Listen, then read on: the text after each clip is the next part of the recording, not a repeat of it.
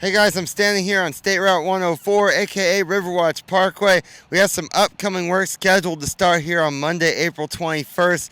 I need to let you know about. You might see in some areas the paint is faded, especially say you're coming off of I-20 westbound, trying to make a left turn onto Riverwatch Parkway. Those dashed lines that are supposed to be there to help you with that left turn movement have faded. They faded at other intersections too, so our striping crew will be out here handling that. They also could touch up some other areas that have faded, like crosswalks.